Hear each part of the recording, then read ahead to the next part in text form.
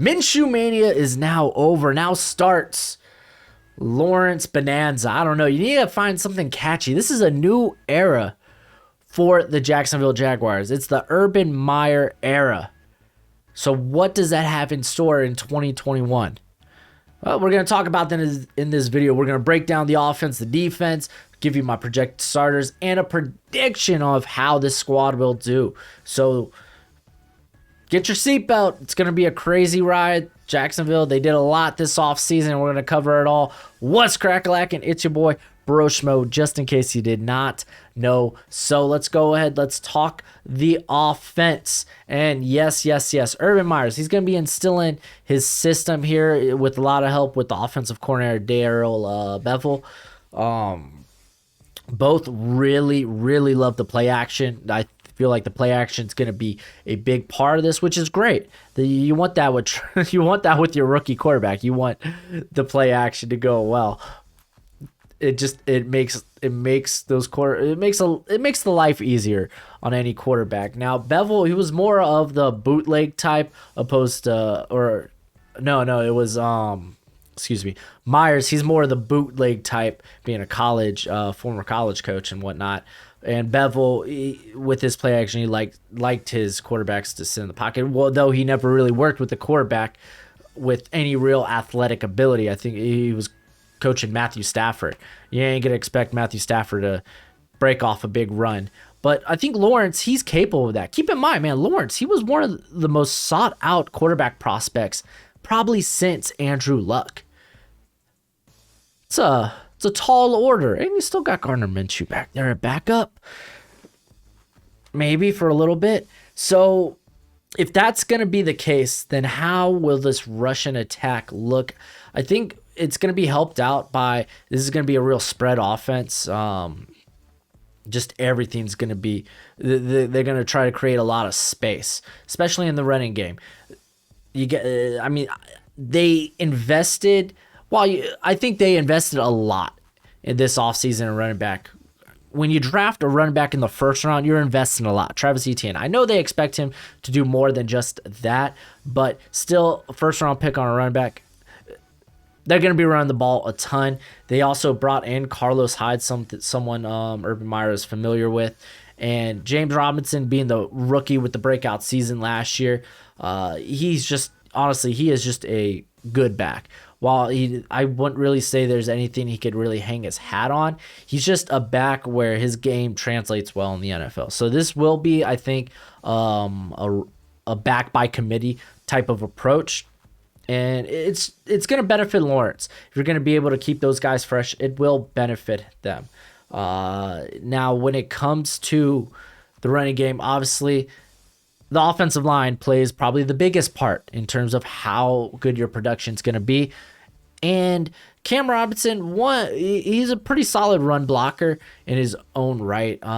He's coming back with his backup being Will Richardson, who's kind of so-so, it's whatever.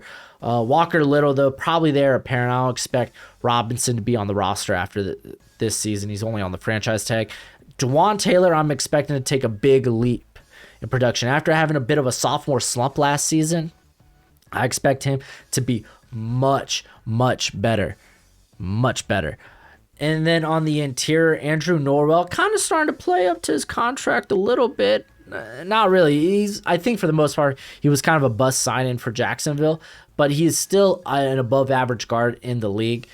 He's probably their second best player on this offensive line, next to Brandon Linder, who's one of the better centers in the league. And keep in mind, man, Tyler Shantley, when he had to come in for Linder being hurt last year, he actually did pretty well. I would say he's one of the better backups in the league. AJ Cann, coming off a career year, I expect there to be regression. And how long will it be until Ben Barch actually takes his job? He is probably the weakest part of the line, being AJ Cann there. So I think this is an average line in terms of run blocking. This is going to be a good line. It's going to be average, though. They're going to get helped out by their tight end. They brought in a few blocking tight ends with Chris Manhertz. That was mainly his role there for Carolina last season. Luke Farrell was more of a blocking tight end at Ohio State last season than actual receiving tight end. Not to say he can't do that, because the guy's got good athletic ability. It's just we haven't really seen it. James O'Shaughnessy's more of this tight end two. His bread and butter is the red zone. And let's be honest, Tim Tebow's a receiving tight end. I don't expect him to be much of a blocker. So I do expect the running game to kind of thrive. Now, how will they kind of deploy Trevor Lawrence? I kind of said this in the Jets video. With your rookie quarterbacks, you don't want them really testing the middle of the field. That you just see a lot of picks because rookie quarterbacks are not used to seeing linebackers in coverage generally at the college level. Well, it's like, well, that notion kind of makes sense. There's just a lot more space, open space in college football, and your just trial of how would you say this? Your I don't know, your ability to make errors. It's way larger in college. Your throws got to be a way more crisper. You're throwing into windows and not necessarily garage doors in the NFL. So I really expect them to really test the sidelines. I expect the screen game to be very heavy. Travis Etienne's going to be very involved in that, whether he's on the whether he's lining up maybe in the slot or on the outside, or if it's from the backfield. Laviska Shenault, that's actually probably a big part of his game is after the catch. Though he last season he was way more further along in his development than I expected him. I didn't expect him to be as good as a route runner as he was last year. Am I saying he's a great route runner? Absolutely not. I'm just saying he's way further along in his development than I expected. Marvin Jones, also another guy that's very good after the catch. But these guys are also capable of stretching the field. And guess what? The play action, it takes pressure off the quarterback because it takes pressure off the offensive line. Cam Robinson, man, in pass protection, the dude is a weak link. And with play action, if you're able to afford him that time, whew, man, I think it'll really benefit this offensive line. And they will take necessary deep shots. They will. I mean, DJ Chark is a deep shot magnet. They brought in Philip Dorsett.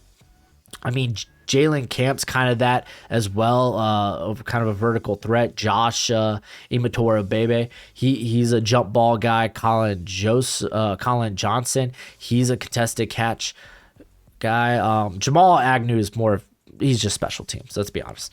So this offense, I think this offense could work out pretty darn well. It's just, you got a rookie quarterback. This is your head coach's first year in the NFL in general. Just I expect there to be some growing pains. Now the defense, I'm actually very optimistic about this defense, really because of Joe Cullen coming in here. I expect this to look very much like Baltimore's defense last season. It's going to probably be this hybrid 3-4 look, but you're going to see a lot of 4 down linemen. It's going to be a lot of man coverage, but I think they're going to sprinkle in some cover 3. So I think it's going to be full press. That's why they bring in a guy like Tyson Campbell. I mean, CJ Henderson, he was kind of viewed as a top 10 prospect because his ability to play press coverage. So that's going to be a big part of this, man. So it's going to be man heavy. It's just question is, will this squad be able to get pressure? Because I like what the secondary looks like. We're gonna see a lot of cover 1 looks if it's anything like Baltimore's game. So we're probably gonna have a freelancer back there, and I really like the acquisition of Andre Sisco. I don't know if he starts necessarily early, but he will get his time. He will get his time, and he is just a playmaker. I think he was way more disciplined in his play in terms of on the back end playing deep at Syracuse before the injury. And I think if we would have saw a full year of play, he probably would have been one of the top safeties taken off the board. But he ended up falling to I think he went in the 3rd round. Can't remember right off the top of my head right now. But probably your starters are going to end up being Rashawn Jenkins. I think Jared Wilson's going to be in there quite a bit. And remember, man, if this is anything like Baltimore's defense, blitz. It's going to be a lot of blitzes. It's going to be a lot of exotic blitzes. I expect the safeties to come in and get a lot of pressure. I expect some of the linebackers to come in and get a lot of pressure, which will take some pressure off the corners. They bring in Shaquille Griffin. They have CJ Henderson. They bring in Tyson Campbell to play slot, which is interesting. He didn't do a lot of that in college, so I'm kind of intrigued by that. Trey Herndon played a little bit in the slot last season, so they might ask him to do that. They have Sidney Jones, who at the tail end of last season kind of, I think, revitalized his career. He played extremely well, so just having him in that quarterback room is kind of dope. I like that a lot. This is just a very, very good cornerback room in general. They even have. I was a big Luke Barku fan. I don't think he even makes the roster, but I was a big fan of his coming out of San Diego State. But this secondary, there might be some growing pains with the defense, but this secondary is good. At least it looks good on paper. Now, will they be able to get pressure? I think it's going to be interesting. I think how we see this, we're going to see, obviously you're going to have your nose. So we're going to see guys like Devon Hamilton. They brought in Malcolm Brown. Those are going to kind of be the nose tackles. And then at the 3 tech, we're going to kind of see a plethora of different guys. They bring in Roy Robertson Harris from Chicago to kind of play that 5 tech role. Doug Costin could kind of play really anywhere on the interior. Even Adam Godis. So they bring in guys like that, but I think because I think some people are going to think Clavon Chazon's going to kind of come in and be take a big step and see a lot of snaps. I don't think that's necessarily the case. I think we're going to see guys that are that have proven to be at least decent run stoppers to kind of play over top the tackle.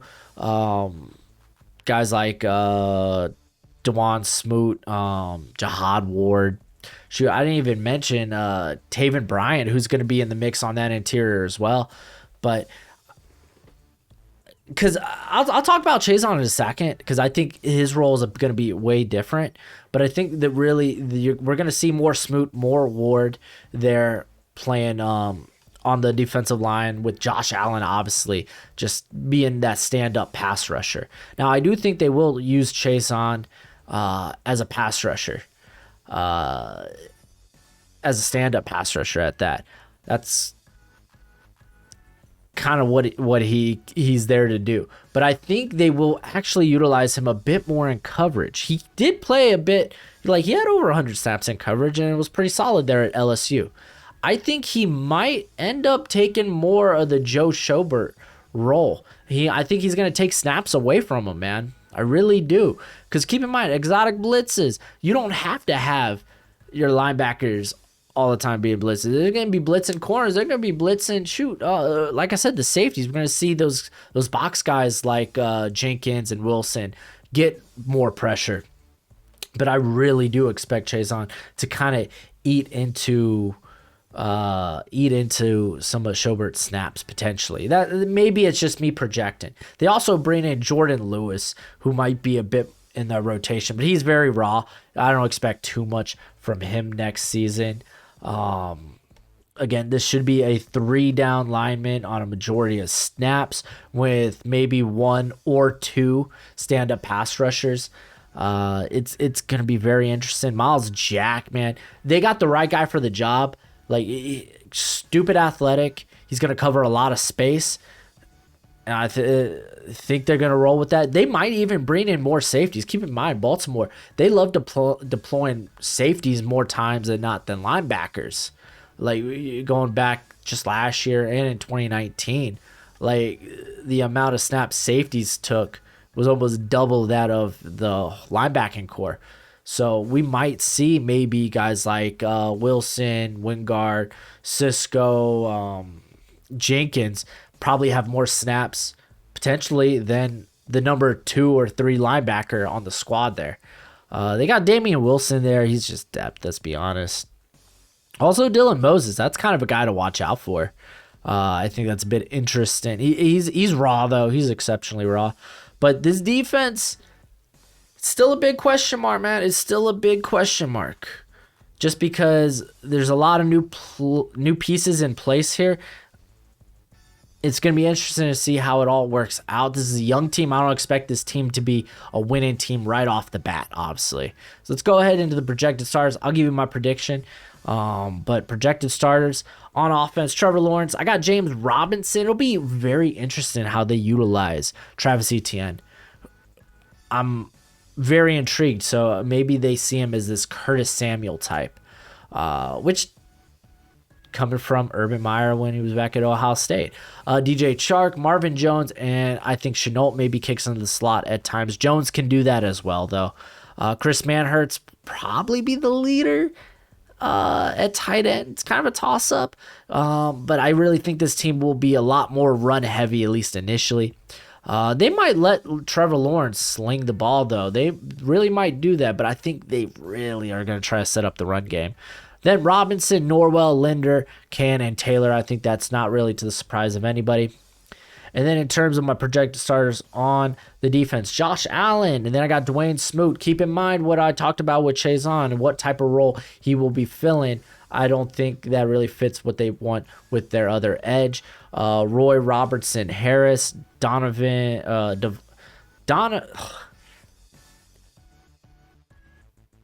Devin. Oh my God, Devon. Wow. Pronunciations, man, I suck. Devon Hamilton, Miles Jack, Joe Schubert. I still think Joe Schubert will have a bulk load of the snaps there. CJ Henderson, Shaquille Griffin, Tyson Campbell, if he really is the slot. That's what at least reports are saying. I think Andre Cisco will be a surprise guy that'll get a ton of snaps this year. That might be just because I'm a big fan of Cisco. And then Rayshawn Jenkins. So like I said, the team's young. There's a lot of question marks on how this squad will do, or at least how it will even look, especially with Urban Meyer with his first year in the league. So I got them going a nice 5-12. There's a lot of winnable games. And if you're a Jaguars fan, I know you're discouraged to see the Texans win in week 1. I gave the Texans one win. And if you're a Jacksonville fan, it's much like what happened with y'all last year with the Colts. Y'all won the opening game of the season. I think it was at home, and then you didn't win a game after that. Or did y'all? Did y'all have 2 wins? I can't remember. It was so long ago. But that's what I kind of did with the Texans. But obviously that's a very winnable game. But it is actually a pretty tough schedule because the AFC South's pretty tough between the Titans and the Colts. You got to face the NFC West. I mean, the Cardinals, the Seahawks, the Rams. Who's the other squad? The Niners, of course. And the AFC East really is not that. That's a good division. That's not a division just to scoff at. The Patriots are very improved.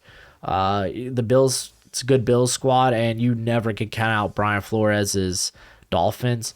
I do have Joe Burrow beating the Jaguars, though, but I think 4 to 5 games is about the floor of this squad. Ceiling might be 7-8 wins. I can't see them being a 500 team just yet.